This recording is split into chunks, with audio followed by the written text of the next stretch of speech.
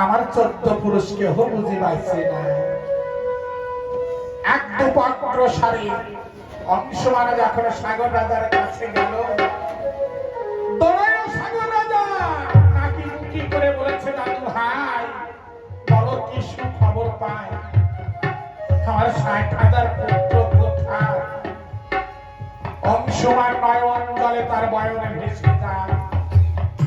অংশমান বলে, দাদু আর 60,000 পুত্র দিয়ে কি হবে?